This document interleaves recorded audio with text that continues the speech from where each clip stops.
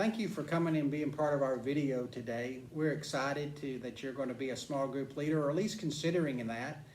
And this video is part of our small group leader starter kit, and it's part of our resources that we're providing for new small group leaders, and encourage you to look through all the resources as you begin to start your group. The purpose of our video today is to answer 5 questions that you need to ask yourself as you begin to start your small group. I encourage you to find the handout here that goes along with that. It has space there for you to write in your answers to the 5 questions, and think you'll find it helpful in organizing your thoughts and ideas and answers to these 5 questions today. But let's get started. Question number 1. Who am I trying to reach? Probably the most important question that we'll ask today, because your answer to it really determines the answers to all the rest of the questions that we're going to ask. Who are you going to reach?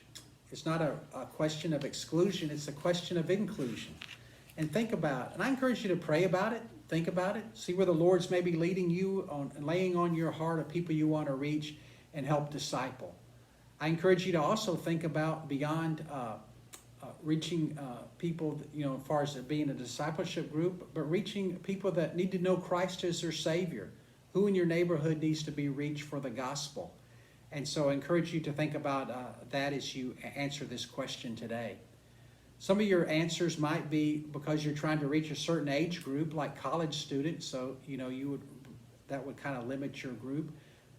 Your group may be gender specific, like a ladies group or a men's group, and so therefore you would determine you have some other choices there of who you're trying to reach. But also it could be just simply that you're trying to reach people your age, or just reach people and have an opportunity to grow as a leader, as a small group leader, and grow, and because you have a great desire to see people come to know Christ, but also grow in their faith and grow in their love for the Lord. And so I just encourage you to think about this question. It's really the most important question, because how you answer it really determines what you're going to do with the rest of the questions that we're going to ask today. Question number 2 is where to meet. Most of our groups meet in homes, and we encourage that. But there are also some other options that we think you probably might want to consider if your home is not an option for you. The first thing that we want you to think about and consider is meeting at home. Your home is a great place to host a small group, but some considerations might be, do you have a space that could host the group? Maybe a large room or a den or something like that, that the group could meet in and could sit in comfortably, have enough chairs for everybody. Also, too, you need to think about the size of your home and how many people can fit there, because how many people, that kind of determines how many people, what the size of your group would be. We encourage people to have a group of 8 to 12, really no more than that, in order to encourage discussion. But your home might help you determine the size of that as well. And so also, going back to our previous question, who you're trying to reach determines really the number and sometimes the size and makeup of your group. If you're another option would be meeting at church. Sometimes we dismiss this because we focus on home groups so much, but sometimes the home is not a good option, or your group may be larger because people have children and stuff like that. And so the church, hosting a group at church offers several advantages. The first one is there's plenty of parking. That's not a problem. There's also plenty of space. You can set aside a room for your group to meet in. Also, too, we do have rooms already set up for childcare at church, and so that would be a space available as well. Also, there's a kitchen here at church, for hosting food and stuff like that. All we ask is that if you're planning on using the church for your group, is you call and schedule that through the church office, and of course clean up after yourself after every session. But church is a viable option for groups for maybe where your home is not optimal for hosting your small group. The next thing is meeting at another location, a park, or sometimes a restaurant, or maybe an office building. is a great place to host a small group from. I just encourage you to think about the close proximity to people. You need to have a place where you can have discussion that's not overheard by other individuals. Also, too, a place where maybe you're not the center of attention, or and so you're not distracting from other groups as well. Also, something to consider would be the time allotment. You need a place that you can have for about an hour and a half in order to host your group. And so you need to be sure when you're using another location that you're allowed to use it for that length of time. Your group can also, if you're meeting online, this is a decision you need to make as well, because you need to choose what platform you're going to use in hosting your group. And I encourage you to use the one that most of the people in the group are familiar with and that can be used easily. We use Zoom here at church and are familiar with that, and can help you if you want to use that platform or learn to use that more effectively. Question number 3, when to meet. You'll need to choose the day of the week and, of course, the time of your group to meet. And so the choices there are obvious. But Sunday is not the only time that groups can meet. It is a convenient day because most people are off on Sunday. We have groups that meet during the week, and groups that meet in the morning, groups that meet in the evening. So I'd encourage you to choose a time, a day, and a time that'll be effective on who you're going to reach based on your answers to question 1.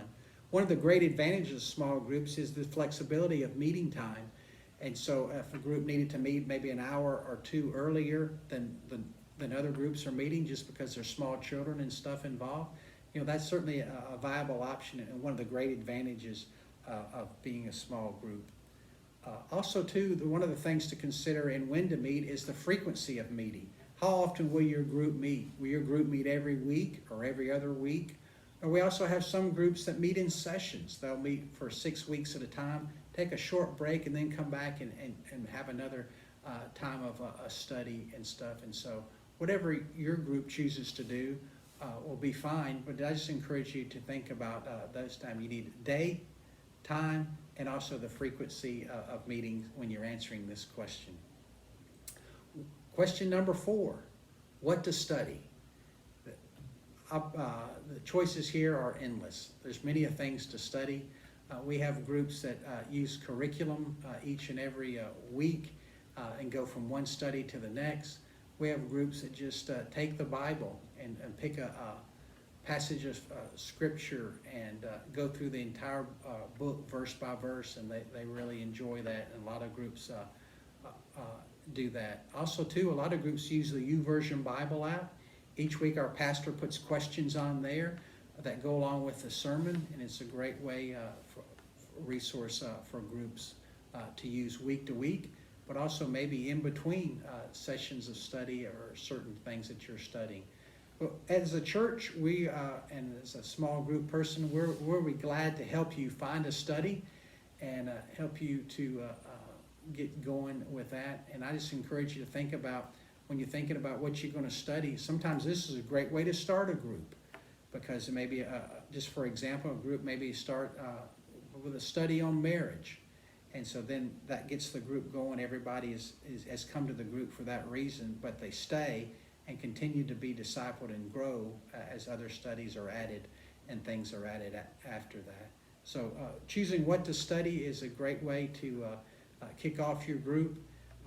We encourage all new groups to use the study Great Beginnings, and because we've used that effectively here as the church, and so encourage you to find that resource, and we'll be glad to provide that for you. And we think it's a great resource for starting a group. But what to study, like I said, the possibilities are endless, but it's an important question to answer as you begin your group. And finally, question number 5, will child care be provided? Again, based upon your answers to question number 1 determines really your answer to question number 5. Who are you trying to reach? Are you trying to reach people that do have children? If so, then child care probably needs to be provided. You need a space for them. You need to figure out who's going to supervise them, and and a few other considerations along the way. We have a separate video on child care to discuss some options and some ways to approach that. And we'll be, I encourage you to find that video in the resource kit as well. And that would maybe be something that you need to talk about with your group. You're the group leader, so your answers to these questions are ones that we encourage you to think about. Based on your schedule and your availability, you might have to answer all these questions and then start the group because of what your schedule is. But it also might be something that you could discuss the first session that you meet with your group leaders. All these questions are important and need to be answered. And so whether you answer them all as a small group leader or you do it as a group, it helps your group get off to a good start. We're here to help you with your group, and any way that we can, we'll be glad to do that, answer any questions for you. Thank you for watching this video today. We hope this is an important resource in helping you as you begin your leadership in small group ministry. And we're here to come along beside you and help your group be as great as it can be. And thank you again for going on this journey of being a small group leader. And if we can answer any questions for you, feel free to email me at or call me at the numbers found there at the bottom of the handout today.